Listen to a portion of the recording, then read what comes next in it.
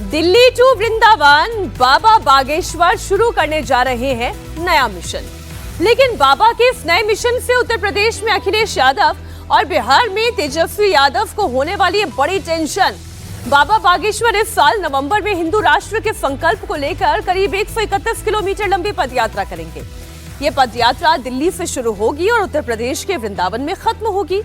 वही वृंदावन जो श्री कृष्ण का धाम कहलाता है, वही श्री कृष्ण जो यादवों के सबसे बड़े इष्ट देव हैं और यादव समाज अखिलेश यादव और तेजस्वी यादव की पॉलिटिक्स का सेंट्रल पॉइंट है। वृंदावन में बाबा बागेश्वर जातिवाद पर प्रहार करेंगे, श्री कृष्ण जन्मभूमि की मांग उठाएंगे।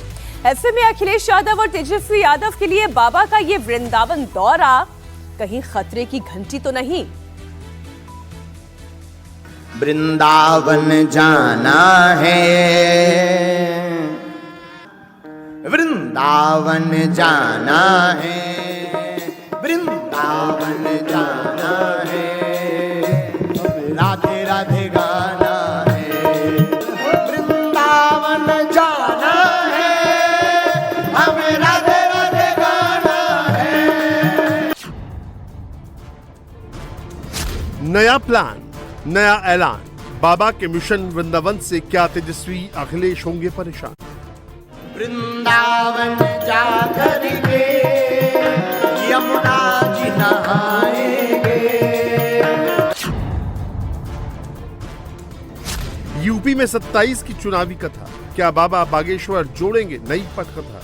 सड़क पर उतरेंगे 7 नवंबर से 16 नवंबर और इस देश में ये जो सबसे बड़ी खाई फिर से खोदने की कोशिश की गई। कास्टवाद नहीं, राष्ट्रवाद पर बात होगी।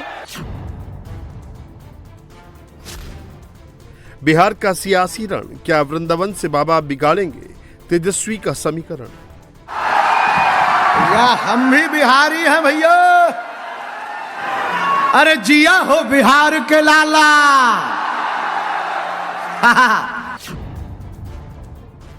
बागेश्वर धाम वाले पंडित धीरेन्द्र कृष्ण शास्त्री ने अपना नया टारगेट लॉक कर लिया है। पूरा प्लान बन चुका है कि अब कास्टवाद की लड़ाई हम खुल करके लड़ेंगे, राष्ट्रवाद के लिए जिएंगे, तिरंगे के लिए जिएंगे, तिरंगे के लिए मरेंगे। बाबा के रडार पर पूरा यूपी और बिहार है। अखिलेश और तेजस्वी के MY फॉर्मूले की काट बाबा बागेश्वर अब उस इलाके से लाएंगे जो यादव समाज के लिए बेहद अहम है। बाके बिहारी मुझको देना सहारा, कहीं छूट जाए ना दामन तुम्हारा। बाबा बागेश्वर का अगला पड़ाव उत्तर प्रदेश का वृंदावन है। वो वृंदावन जो यादवों के सबसे बड़े आराध्य बांके बिहारी श्री कृष्ण की धरती है। तो हमें क्या करना है? परिक्रमा। किस किस ने लगाई वृंदावन की परिक्रमा? आहा, अब उठा ले दो ना, लगाओ ठुमका। राधे राधे राधे राधे राधे राधे, श्यामा श्यामा श्यामा श्यामा श्यामा श्यामा। यूपी में 2027 में चुनाव है, जबकि बिहार में इसी साल नवंबर में इलेक्शन है और बाबा बागेश्वर का वृंदावन दौरा नवंबर में ही होने वाला है। नवंबर में जब बिहार का चुनावी माहौल अपने पीक पर होगा तो धीरेन्द्र कृष्ण शास्त्री दिल्ली से वृंदावन तक हिंदू राष्ट्र पदयात्रा निकाल रहे होंगे। चाहे फांसी लगे या लगे हथकड़ी, कंजूस तो नहीं हो, उठाओ दोनों हाथ।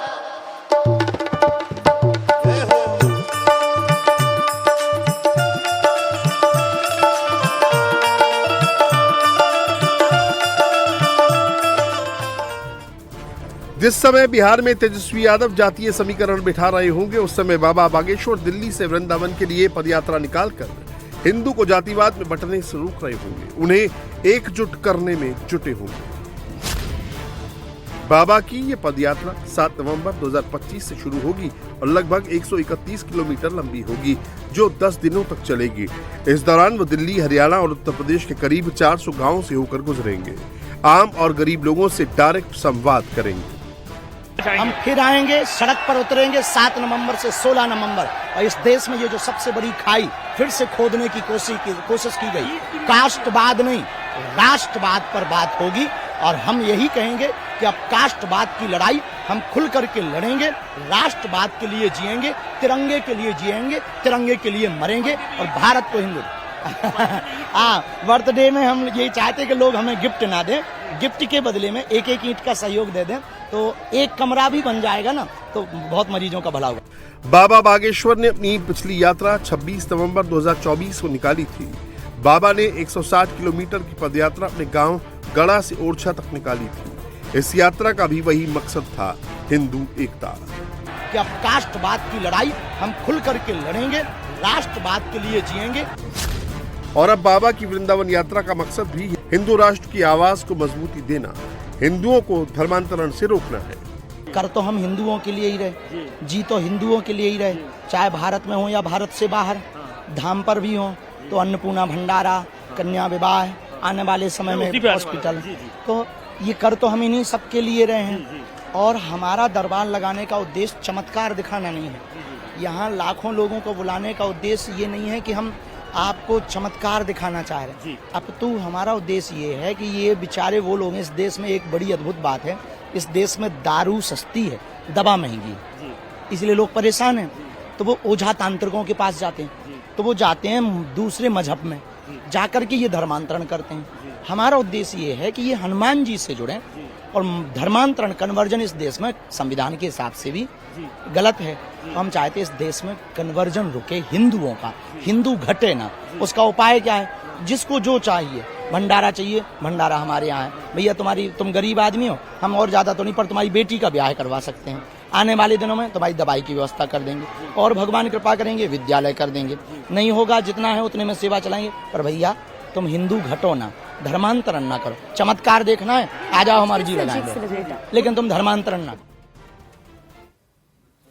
बाबा बागेश्वर जातिवाद को खत्म करने की बात करते हैं तेजस्वी यादव M5 समीकरण की, अखिलेश यादव PDA की बात करते हैं। बाबा बागेश्वर की सनातन डिक्शनरी में अगड़ा, पिछड़ा, ब्राह्मण, यादव, दलित, सवर्ण है ही नहीं, सब के सब सिर्फ हिंदू हैं, राष्ट्रवादी हैं। लेकिन अखिलेश और तेजस्वी यादव की डिक्शनरी में जाति है कि जाति ही नहीं। 27 में उत्तर प्रदेश का चुनाव हो या इसी साल नवंबर में बिहार का इलेक्शन, जाति के पत्ते फेंटे बिना अखिलेश यादव और तेजस्वी यादव का काम चलेगा नहीं। ऐसे में बाबा की यह वृंदावन कथा क्या चुनाव की नई पटकथा लिखेगी? भारत को बचाने के लिए जातियों से ऊपर उठना पड़ेगा। भारत को बचाने के लिए हिंदुओं, क्षेत्रवाद से ऊपर उठना पड़ेगा। और जो हिंदू का नहीं, वो हिंदू कहलाने के लायक नहीं। ठटरी के बरे हरो। बाबा बागेश्वर जातिवाद पर प्रहार करते हैं, हिंदुओं से एकजुट होने की अपील करते हैं। तो क्या यही वजह है कि कास्ट बेस्ड पॉलिटिक्स करने वाले अखिलेश और तेजस्वी को धीरेन्द्र कृष्ण शास्त्री फूटी आंख नहीं भाते हैं? गांव में कहावत है, गरीब की लुगाई पूरे शहर की भौजाई, वही हाल है। तो सीधा साधा जान करके सब लोग, पता नहीं अब हनुमान जी की इच्छा होगी, पर हमें लगता है कि जो हम कार्य कर रहे हैं वो भला कर रहे हैं, इसलिए लोग बोल रहे हैं, इसलिए हम बहुत ज्यादा उन पर ध्यान नहीं देते। हमें थोड़ी देर के लिए मन में लगता है, फिर ये लगता है कि जब लाखों तालियां मिल रही तो 2-4 गालियां भी मिलेंगी। अखिलेश यादव बाबा पर कथा करने के लिए अंडर टेबल 50 लाख रुपए लेने का आरोप लगाते हैं। तो तेजस्वी यादव हिंदू राष्ट्र को लेकर धीरेन्द्र कृष्ण शास्त्री पर अटैक करते हैं, यानी बाबा के विरोधी उन पर हमला करने का कोई भी मौका नहीं छोड़ते। ऐसा क्यों कि आप अगर कोई जैकेट पहनते उस पर भी दिक्कत हो जाती है, चश्मा पहनना उस पर भी दिक्कत है, ये क्या है? ये देखो, आपको कोई गिफ्ट में उपहार स्वरूप आपके बर्थडे पर आपके मित्र तो होंगे ही होंगे, पक्का है, तो कुछ ना कुछ तो देते ही। तो आप फेंक देते हो कि हम नहीं लेंगे, ये बड़ा महंगा है, हमारी औकात से बाहर। फेंकते तो नहीं होंगे, फेंकेंगे तो उसकी आस्था पर भी, उसके हृदय को ठेस पहुंचे। ऐसे ही हमारे प्रिय हैं, हमारे भगवान, गुरुजी आप ये पहन लो, अब क्या करें, फेंक तो देना। तो देश के शंकराचार्य स्वीकार करते, नेता भी यही स्वीकार करते, अभिनेता भी यही स्वीकार, तो हम कर लेते हैं। हमने करा सो बवाल मच गया। लेकिन अब हम समझ गए कि लोग सही बवाल मचाते हैं। हमारी उतनी औकात नहीं है इसलिए। लेकिन तमाम हमलों के बाद भी बाबा बागेश्वर अपने मिशन पर अड़े हैं। जातिवाद के खिलाफ पूरी ताकत के साथ खड़े हैं। 10 से 20 हजार ये तो रोज का जो अन्नपूर्णा में भोजन मिल रहा है, और मंगलवार को 40 से 50 हजार बताया, और जब आपकी कथाएं होती है 3-3, 4-4 लाख तक पहुंच जाता है। तो ये इसका जो प्रबंधन है, यही शायद सवाल ये लोगों का रहता है कि इतना जो खर्च हो रहा है, ये तमाम श्रद्धालु ये खर्च हम नहीं कर रहे हैं, हमें लोगों से दक्षिणा के रूप में मिलता है, सो हम खर्च कर रहे हैं। इस दुनिया में दूध का धुला कोई नहीं। नेता है तो नेता को भी मिलता, कहाँ से मिलता, वो भी जनता से है। साधु हैं तो साधु को कौन देते हैं, उनके भगत देते हैं। हम गुरु हैं, आचार्य हैं, हमें कौन देते हैं, ये लोग में से इनसे तो सब कुछ निःशुल्क है। कोई आया, गुरु जी हमारा कार्य सफल हो गया, ये दक्षिणा है। अब उसका क्या करें, तो हमने उसको सदुपयोग में लगा दिया। हमने मदिरालय नहीं खोला, हमने देश को गुटखा के लिए प्रोत्साहित नहीं किया, मदिरा पीने के लिए प्रोत्साहित नहीं किया, हमने देश को व्यसन मुक्त करने के लिए प्रोत्साहित किया, संस्कारवान बनने के लिए प्रोत्साहित किया, एकता के लिए प्रोत्साहित किया, हिंदुत्व के लिए प्रोत्साहित किया, राष्ट्रवाद के लिए प्रोत्साहित किया, कास्टवाद पर प्रहार किया, कास्टवाद के खिलाफ आवाज उठाई, उसके लिए हमने गालियां सही। तो हमें लगता कि इन सबको लेकर के लोगों में रहता तो हो। बाबा अब यादवों के इष्ट देव श्री कृष्ण के सबसे बड़े धाम वृंदावन जा रहे हैं। अब जाहिर है वृंदावन में भी बाबा जातिवाद के खिलाफ बोलेंगे। बांके बिहारी की नगरी जाकर वो अपने साथ यादवों को जोड़ेंगे। बाबा की वृंदावन यात्रा का यूपी बिहार के यादवों पर कितना असर होगा, कितने यादव बाबा से जुड़ेंगे और अखिलेश से दूरी बनाएंगे, ये बड़ा सवाल है। क्योंकि यूपी में सपा की पूरी सियासत MY समीकरण पर बेस्ड है। 19% मुस्लिम और करीब 10% यादव के बेस वोट के साथ अखिलेश PDA का गणित बिठा रहे हैं। ऐसे में जातिवाद के खिलाफ बाबा की अपील से उन्हें बड़ा झटका लग सकता है। बाबा का मिशन वृंदावन सिर्फ अखिलेश के लिए नहीं, तेजस्वी के लिए भी टेंशन बन सकता है। और जो हिंदू का नहीं, वो हिंदू कहलाने के लायक नहीं। ठटरी के बरे हरो। बिहार में इसी साल चुनाव है। बाबा पिछले 1.5 साल के अंदर 4 राउंड बिहार का दौरा कर चुके हैं। पटना से लेकर मुजफ्फरपुर, गोपालगंज और बांका तक में दरबार लगा चुके हैं। अपनी हर सभा में बाबा बार बार हिंदू राष्ट्र बनाने का संकल्प लेते हैं। जातियों में बंटे हिंदू समाज को एकजुट करने की कोशिश करते हैं। हिंदुओं के लिए जिएंगे, हिंदुओं के लिए मरेंगे। हमारा सपना है इस देश से जो सबसे बड़ा कैंसर का जहर है, वो जातिवाद का जहर, वो मिटे और देश में राष्ट्रवाद स्थापित हो और भारत हिंदू राष्ट्र। बिहार में तेजस्वी की पूरी पॉलिटिक्स भी MY समीकरण पर बेस्ड है। 17% मुस्लिम और 14% यादव। मुस्लिम तो तेजस्वी को छोड़ेंगे नहीं, लेकिन यादव अगर टूटे तो चुनाव में तेजस्वी का नुकसान तय है।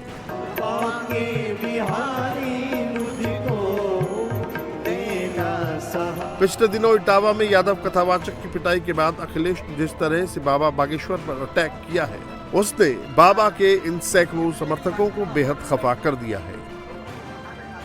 ये समर्थक ही धीरेन्द्र शास्त्री की असली ताकत है। इनमें यादव समेत हर जाति, हर वर्ग के लोग हैं, जो अखिलेश के बयान से बेहद गुस्सा है।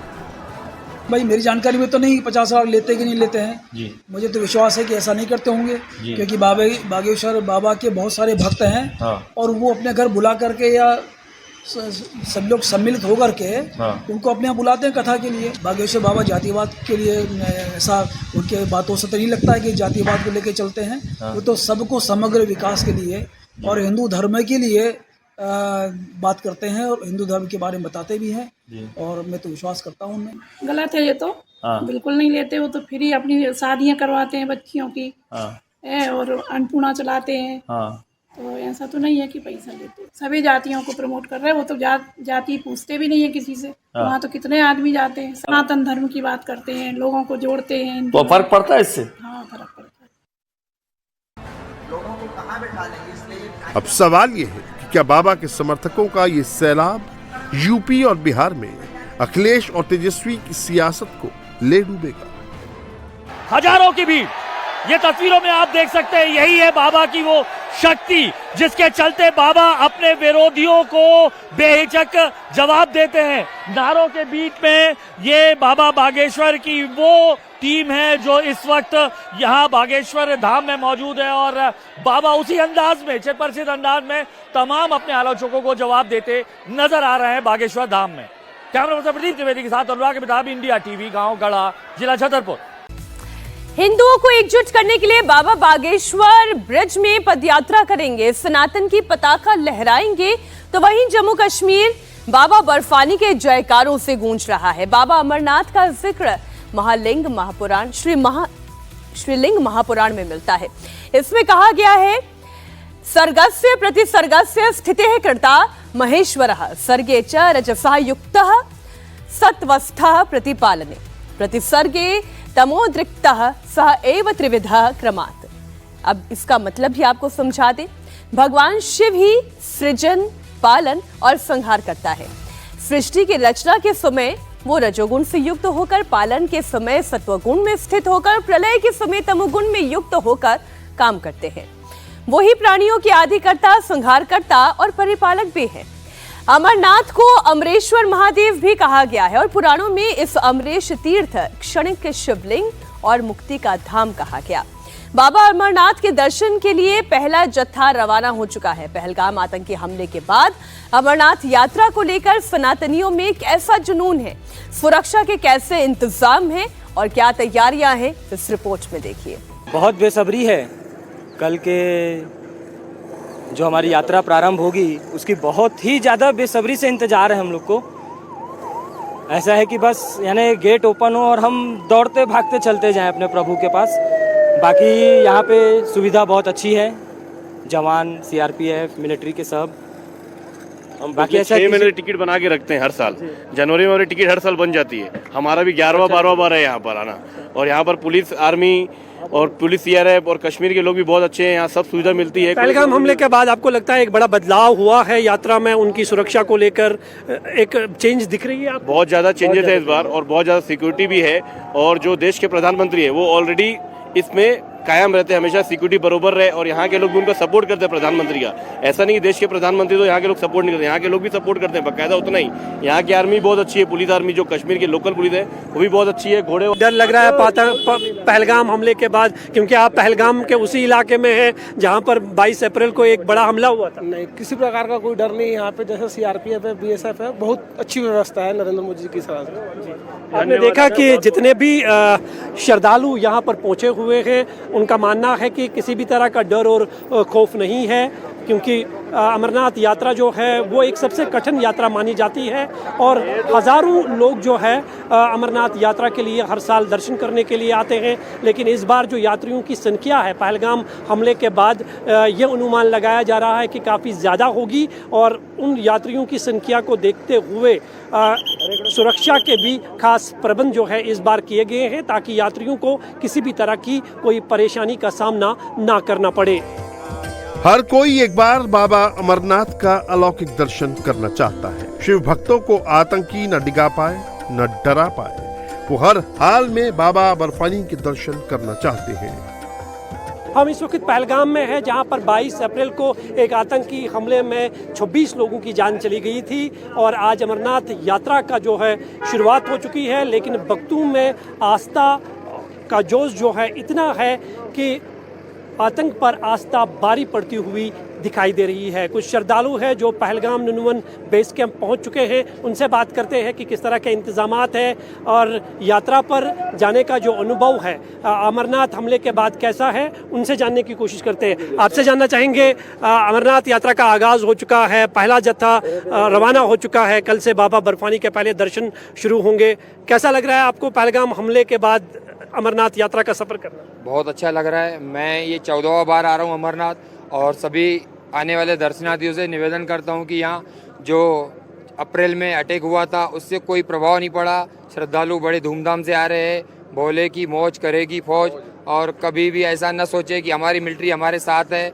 हमारा देश का प्रधानमंत्री नरेंद्र मोदी ने ऐसी सुविधा व्यवस्था की है यहाँ पे और मनोज सिन्हा जी को भी धन्यवाद जो इन्होंने इस यात्रा के सफल आयोजन के लिए धूमधाम से मिलिट्री फोर्स खड़ी की है और बहुत अच्छी सुविधा है। आप निडर आइए और भोलेनाथ के दर्शन कीजिए। जय भोलेनाथ। कैसा उत्साह दिख रहा है इस बार, क्योंकि डर था लोगों में पहलगाम हमले के बाद कश्मीर नहीं जाना चाहिए, अमरनाथ यात्रा होने वाली है, लेकिन जिस तरह से हम माहौल देख रहे हैं, आपको लगता है कि आतंक पर आस्था भारी पड़ रही है? आतंक पे आस्था पूरी भारी पड़ रही है। आतंकवादी कुछ भी सोच लें, उनकी मनोकामना पूरी नहीं हो पाएगी। पर हिंदुस्तान का जितना भी श्रद्धालु है, इस बार ज़्यादा श्रद्धालु आया हुआ है, ज़्यादा लोग रजिस्ट्रेशन है। हम लोग जानते हैं इस बार रजिस्ट्रेशन में इतनी दिक्कत आई है, क्यों आई? रजिस्ट्रेशन ज़्यादा हो गया।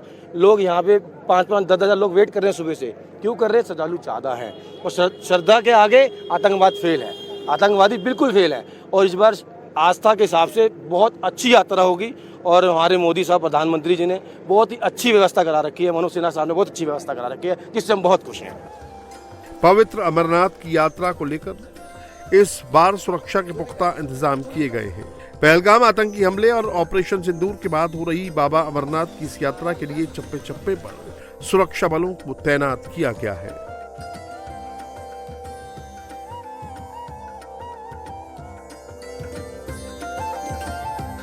इस बार सुरक्षा बलों की 581 कंपनियां तैनात हैं, जिसमें अकेले सीआरपीएफ की 221 कंपनियों के अलावा अन्य पैरामिलिट्री की 360 कंपनियों को भी तैनात किया गया है।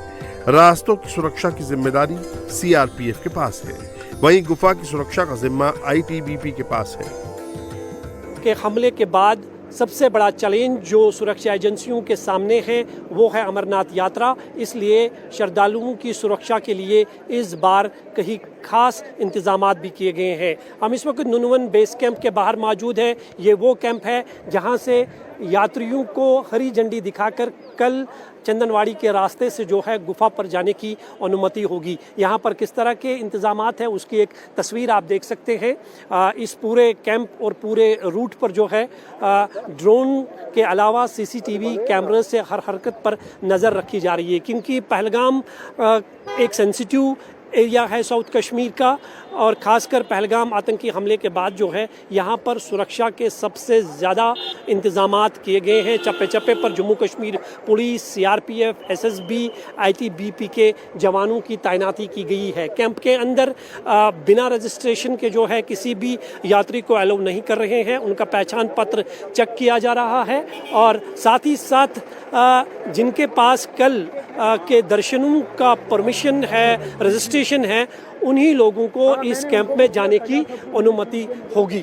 जो तस्वीर आप यहाँ नुनवन पहलगाम बेस कैंप में देख रहे हैं, इसी तरह की तस्वीर जो दूसरा मार्ग है बाल्टल का, वहाँ पर भी इसी तरह के सुरक्षा के कड़े इंतजामात किए गए हैं, क्योंकि दोनों मार्ग जो है काफ़ी महत्वपूर्ण और इम्पोर्टेंट रास्ते माने जाते हैं। हालांकि बाल्टल संदिग्ध गतिविधियों और आतंकियों पर नजर रखने के लिए यात्रा मार्ग पर हाईटेक कैमरे लगाए गए हैं। साथ ही संदिग्धों की पहचान के लिए फेस रिकॉग्नाइज कैमरे भी लगाए गए हैं। जगह जगह ड्रोन, स्नाइपर डॉग्स और बम स्क्वाड की तैनाती की गई है। श्रद्धालुओं की सुरक्षा के लिए जगह जगह स्कैनर लगाए गए हैं। आधुनिक हथियारों से ये लेस है।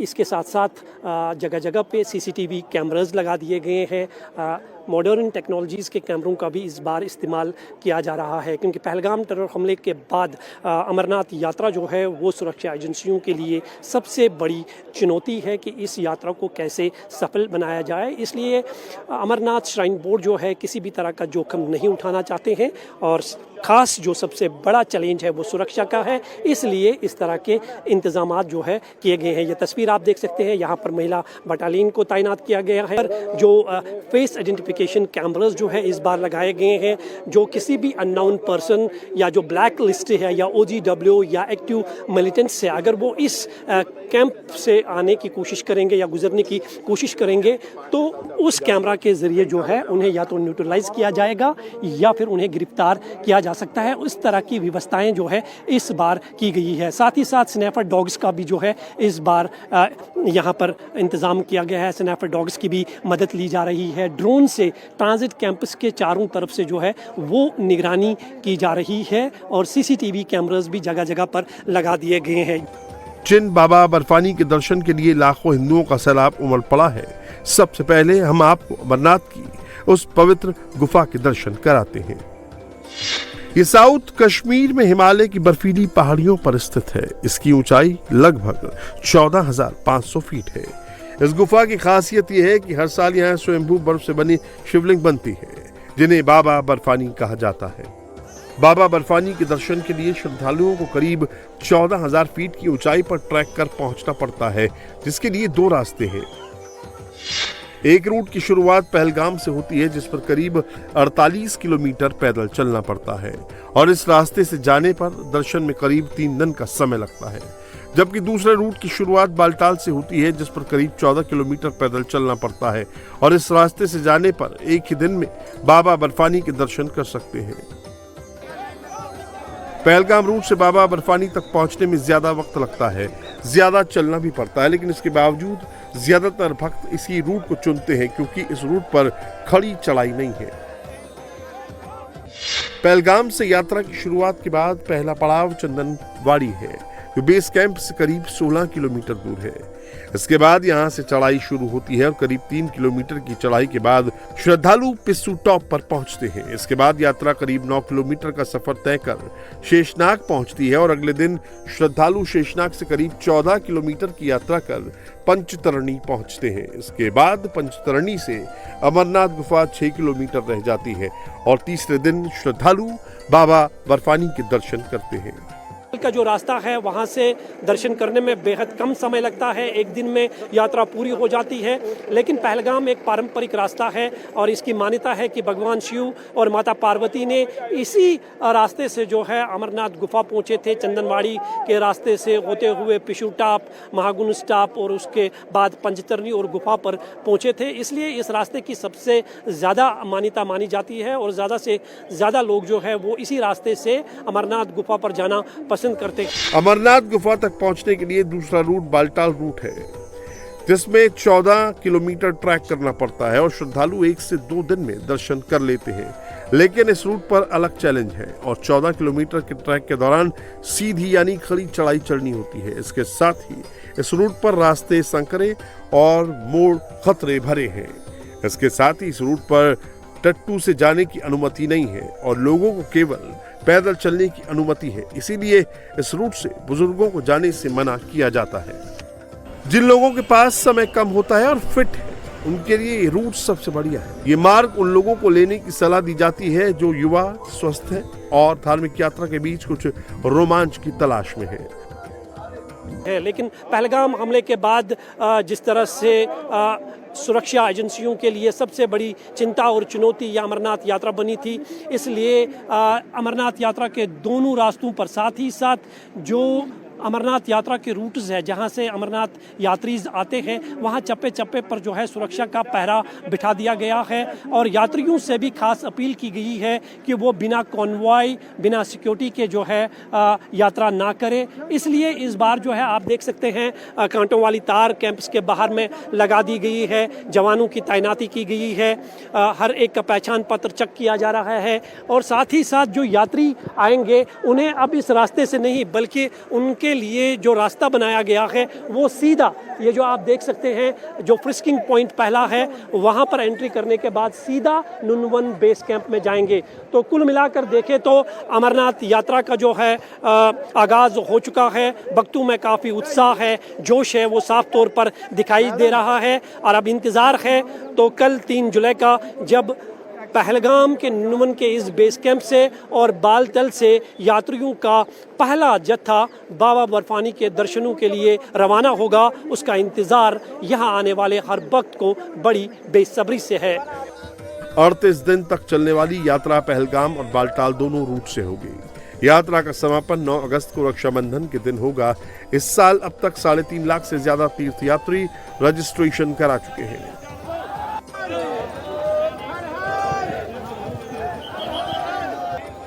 बाबा बर्फानी के दर्शन को काफी कठिन माना जाता है, क्योंकि इस दौरान भक्तों को 14,000 से ज्यादा फीट ऊंचाई तक ट्रैकिंग करनी पड़ती है।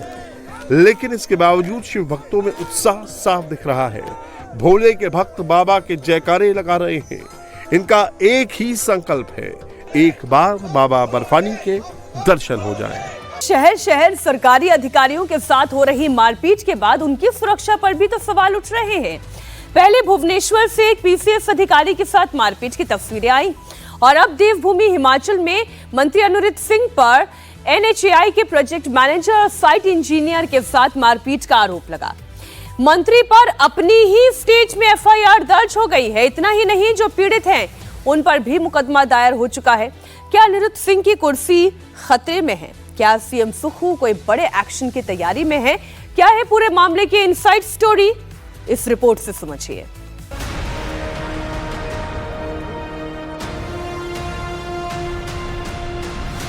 पहले ओडिशा, अब हिमाचल, खतरे में क्यों सरकारी अधिकारी? हिमाचल के मंत्री की गुंडागर्दी, एनएचएआई अधिकारियों की पिटाई करती,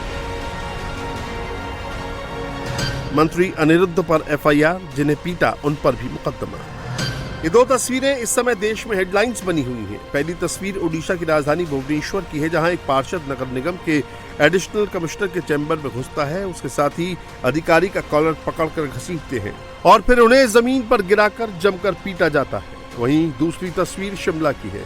तस्वीरों में हिमाचल सरकार के कद्दावर मंत्री अनिरुद्ध सिंह नजर आ रहे हैं। इन पर एनएचएआई के प्रोजेक्ट मैनेजर और साइट इंजीनियर को पीटने का आरोप लगा है। राहुल गांधी मोहब्बत की दुकान की बात करते हैं, लेकिन जिस सूबे में उनकी सरकार है वहां एक मंत्री national highway authority of India के अधिकारियों को बंद कमरे में पीटता है। पूरा मामला क्या है? सुखू सरकार के मंत्री पर क्या आरोप है? इसे सिलसिलेवार ढंग से समझिए। मारपीट की यह घटना 30 जून की है, जब मंत्री अनिरुद्ध सिंह शिमला में 5 मंजिला इमारत के ढहने का जायजा लेने गए। इमारत में रहने वाले लोगों का आरोप था कि एनएचएआई के 4 लेन की कटिंग की वजह से मकान की नींव हिल गई। फिर लगातार बारिश के चलते नींव धंस गई। प्रोजेक्ट मैनेजर अचल जिंदल ने पुलिस को दी शिकायत में बताया कि लोगों से मिलने के बाद मंत्री उन्हें एक कमरे में ले गए। कमरे में पहले से काफी लोग मौजूद थे। पहले अभद्र भाषा का इस्तेमाल किया, फिर पानी के घड़े से सिर पर वार कर दिया। प्रोजेक्ट मैनेजर अचल जिंदल के सिर से खून बहने लगा। इतना ही नहीं, बीच बचाव करने आए साइट इंजीनियर को भी पीटा गया। एनएचएआई के प्रोजेक्ट मैनेजर अचल जिंदल ने हिम्मत दिखाई, मंत्री के खिलाफ पुलिस में शिकायत दर्ज कराई। पुलिस ने अनिरुद्ध सिंह के खिलाफ बीएनएस की 5 धाराओं में एफआईआर दर्ज कर ली है, लेकिन कार्रवाई कितनी होगी, कब होगी, ये तो वक्त ही बताएगा। मंत्री अनिरुद्ध के खिलाफ बीएनएस की धारा 132, 121(1), 352, 126(2), धारा 3(5) के तहत मुकदमा दर्ज किया गया है, जिसमें दोषी साबित होने पर 2 से 5 साल तक की सजा हो सकती है। एनएचएआई के अधिकारियों ने सीधे सत्ता से लड़ाई की शुरुआत की है। मंत्री के खिलाफ एफआईआर दर्ज करवाई है, तो उनके खिलाफ भी एफआईआर हो चुकी है और मामले में नया ट्विस्ट आ गया है। शमियाना पंचायत के वार्ड मेयर निहाल ठाकुर ने अपनी शिकायत में लिखा है कि जब स्थानीय लोग एनएचएआई के प्रोजेक्ट मैनेजर अचल जिंदल से मिलने गए तो उन्होंने अभद्र भाषा का इस्तेमाल किया। एफआईआर में साइट इंजीनियर के खिलाफ भी मामला दर्ज कराया गया है। पुलिस ने अब इसकी जांच शुरू कर दी है। मोदी सरकार में रोड ट्रांसपोर्ट मंत्री नितिन गडकरी की हिमाचल में एनएचएआई अधिकारियों से मारपीट के मामले पर पूरी नजर बनी हुई है। नितिन गडकरी ने हिमाचल के चीफ मिनिस्टर सुखविंदर सुक्खू से फोन पर बात की और आरोपियों के खिलाफ तुरंत एक्शन लेने को कहा। गडकरी ने सोशल मीडिया एक्स पर पोस्ट करके भी एनएचएआई अधिकारियों से मारपीट की निंदा की। नितिन गडकरी ने सोशल मीडिया पोस्ट में लिखा, एनएचएआई अधिकारियों से मारपीट कानून के शासन का अपमान है। इस मामले में जवाबदेही सुनिश्चित होनी चाहिए और बिना देरी के न्याय मिलना चाहिए। एनएचएआई भी पूरी तरह अपने अधिकारियों के सपोर्ट में खड़ा है। एनएचएआई चेयरमैन संतोष कुमार यादव ने हिमाचल के मुख्य सचिव को लेटर लिखा है। एनएचएआई चेयरमैन ने लिखा कि फील्ड अधिकारियों के साथ इस मारपीट से उनका मनोबल गिरेगा। इससे हिमाचल में 23,729 करोड़ की लागत से निर्माणाधीन 17 एनएच प्रोजेक्ट का काम प्रभावित होगा। मारपीट की घटना राज्य की कानून व्यवस्था पर सवाल उठाने वाली है। मारपीट के आरोपों के बीच आज हिमाचल के मंत्री अनिरुद्ध सिंह मीडिया के सामने आए और अपने ऊपर लगे सभी आरोपों को सिरे से खारिज कर दिया। अनिरुद्ध सिंह ने कहा कि उनके खिलाफ साजिश हो रही है, साथ ही हिमाचल में एनएचएआई के काम पर ही उल्टा सवाल उठा दिए। किसी का दोष, वहाँ बिल्डिंग गिर गई, अधिकारी आके बोल रहे हैं, हंस के बोल रहे हैं कि हम कंपनसेट कर देंगे, फिर क्या हो गया, कोई बात नहीं कि I deny from all allegations.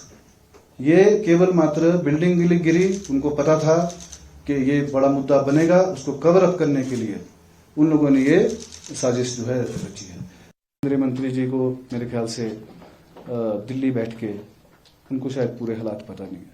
यहाँ के देखिए कि नेशनल हाईवे के आपके नेशनल हाईवे के अथॉरिटी के जो लोग हैं जो आपको कवर अप करना चाह रहे हैं, जो पूरी कहानी गढ़ रहे हैं, उनके कारनामे तो देखिए। यहाँ के बोलना तो आसान है और इसको राजनीतिकरण करना भी बहुत आसान होता है, कुर्सी पे बैठ के या एसी के कमरे में बैठ के। एनएचएआई अधिकारी का सिर फूट गया, खून हो गया, तस्वीरें सामने हैं, लेकिन फिर भी अनिरुद्ध सिंह साजिश का आरोप लगा रहे हैं। इस बीच हिमाचल में विपक्ष में बैठी बीजेपी को सुक्खू सरकार को घेरने का एक बड़ा मौका मिल गया है। पूर्व सीएम जयराम ठाकुर से लेकर पूर्व केंद्रीय मंत्री अनुराग ठाकुर ने सुक्खू सरकार को घेरते हुए सवाल पूछे हैं। जो मंत्री उस सरकारी घटना में शामिल था जहां मारपिटाई की गई, मंत्री ने स्वयं अपने हाथों से की है, ऐसा वे लोग बता रहे हैं। और बताया जा रहा है कि मीडिया के लोगों ने बचाने की कोशिश की, मीडिया वालों को कैमरे रोक दिए गए। कांग्रेस की सरकार के कारनामों का यह दौर लगातार इस प्रकार से घटित हो रहा है, जहां इनके नेता, इनके मंत्री, इनके विधायक ऐसी घटनाओं को अंजाम दे रहे हैं जो कभी हिमाचल प्रदेश ने न पहले सुनी न कभी देखी थी। और अगर ऐसा है तो मंत्री के खिलाफ मुख्यमंत्री को कार्रवाई करके उनको मंत्रिमंडल से हटाना चाहिए।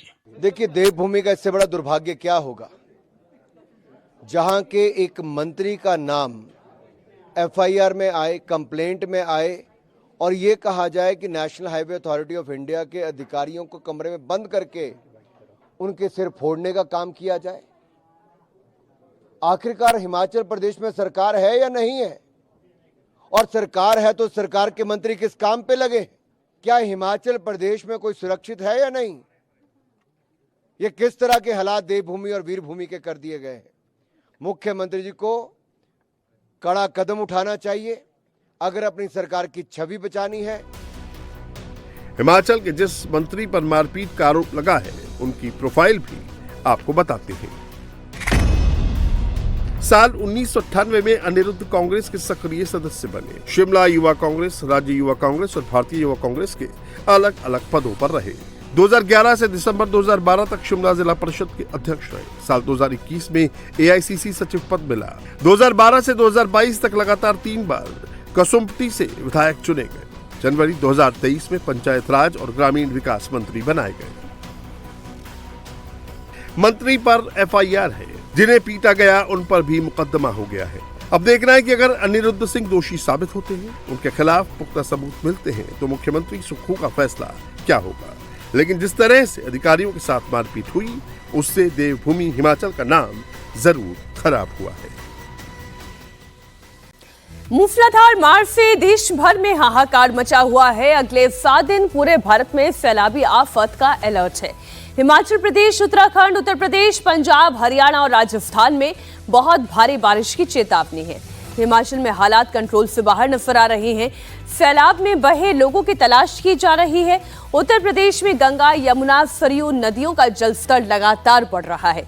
प्रशासन अलर्ट पर है। अभी पूरा जुलाई बाकी है। ऐसे में मॉनसून अभी और कितनी तबाही मचाएगा।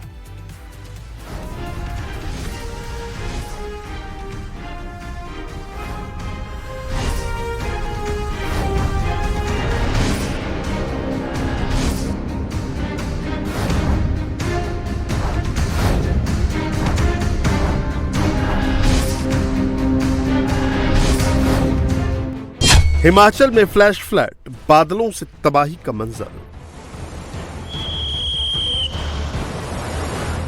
पहाड़ तोड़ आफत की दहाड़, मंडी टू कुल्लू मलबे का अंबार।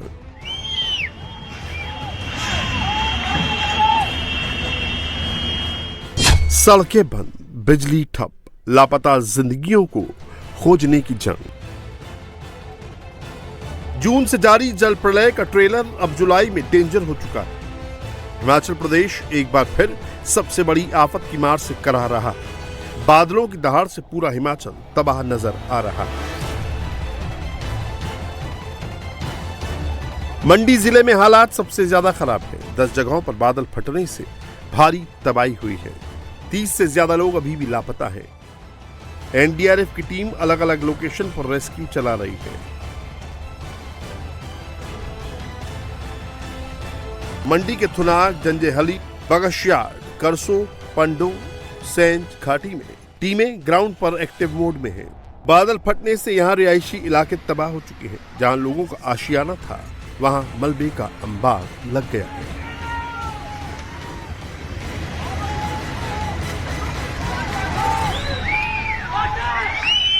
हिमाचल के मंडी में मूसलाधार बारिश और बादल फटने के बाद आपदा जो आई वो कम होने का नाम नहीं ले रही है। अब प्रशासन के सामने सबसे बड़ी दिक्कत है सड़कें खोलने की, और आप इस वक्त तस्वीर देख रहे हैं कि लगातार जो सड़कें हैं वो खोली जा रही हैं।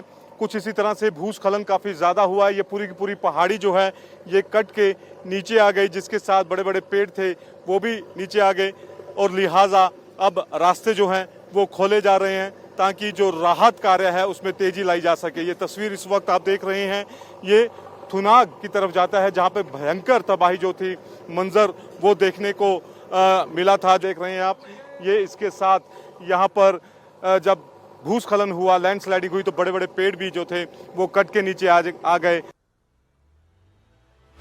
मंडी के पड़ों की तस्वीर डराने वाली है। सैलाब की चपेट में भारी भरकम रोड रोलर दब गया है। घर मकान टूटकर खंड खंड हो चुके हैं।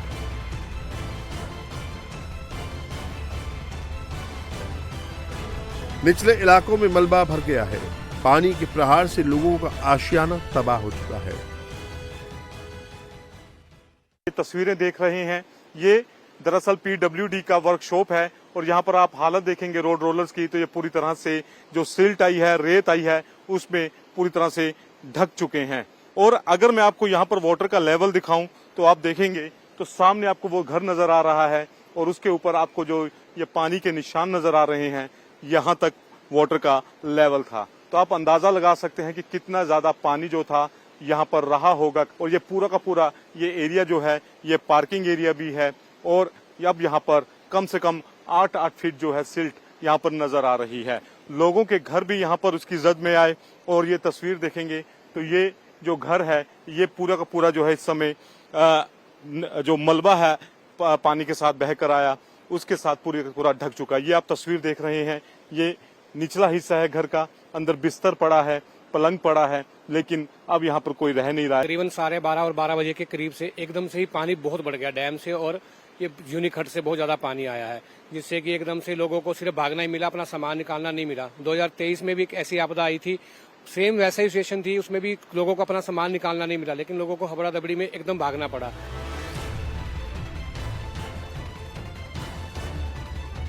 मंडी के थुनाग, करसोग, ओल्ड बाजार, रिक्की, सियांज, धर्मपुर, सयाठी इलाकों में सबसे ज्यादा नुकसान हुआ है। अभी भी लोग फंसे हुए हैं जिन्हें निकाला जा रहा है। हिमाचल प्रदेश की अलग अलग लोकेशन से 370 लोगों को रेस्क्यू कर सुरक्षित निकाला गया है। पंडोह की एक और तस्वीर इस वक्त मैं आपको दिखा रहा हूँ। ये आप घर देख रहे हैं, ये नीचे दुकानें हैं जिसमें अब गाद भरी हुई है पूरी तरह से, और इसके जो शटर हैं, पानी का बहाव इतनी तेज था, इतनी तेज गति से पानी आया कि ये जो शटर हैं वो टूट के हैं, और अंदर आपको ये शटर के टुकड़े नजर आएंगे। इसके पीछे दीवार थी, अब दीवार जो है वो गिर के दूसरी तरफ गिर चुकी है, और इस घर में पूरी तरह से जो दरारें हैं वो आपको नजर आ रही हैं। ये आप देखेंगे कि अब ये घर जो है पूरी तरह से रहने लायक नहीं बचा है। ये एक दुकान का हालात है, और बड़े बड़े पेड़ जो हैं वो यहाँ पर दुकान के साथ बिल्कुल सटे हुए हैं, और दूसरे तरफ एक और दुकान है जहां पर कम से कम 5 से 6 फीट जो गाद है वो इस दुकान के अंदर नजर आ रही है, और इसका भी शटर जो है वो बह चुका है, और इसकी जगह जो सामान था, सामान सब निकल गया और सिर्फ गाद ही अंदर बची है। आप देखेंगे तो काफी ज्यादा अंदर मलबा जो है ये रेत है जो पूरी तरह से अंदर आ चुकी है। बादल फटने के बाद फ्लैश फ्लड के अटैक से 500 करोड़ का नुकसान हुआ है। प्रदेश भर में 400 से ज्यादा सड़कें, 1500 से ज्यादा बिजली के ट्रांसफर ठप हो गए हैं। सिर्फ मंडी जिले में 300 से ज्यादा सड़कें डैमेज हुई हैं। सैलाबी संकट की ये तस्वीरें हिमाचल के ऊना की हैं। यहाँ पानी के तेज प्रहार में 5 मजदूरों की जान फंस गई। ये सभी यूपी बिहार के रहने वाले हैं। मछली पकड़ने के लिए नदी किनारे गए थे।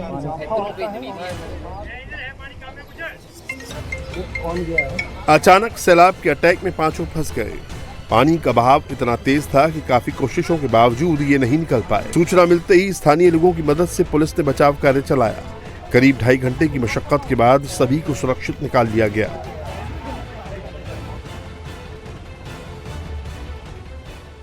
हिमाचल प्रदेश के बिलासपुर में मूसलाधार बारिश से नदी उफान पर है। निचले इलाकों में पानी भर गया है। प्रभावित इलाकों में रेस्क्यू चलाया जा रहा है। भारी बारिश और लैंडस्लाइड के चलते कई रास्ते बंद हैं।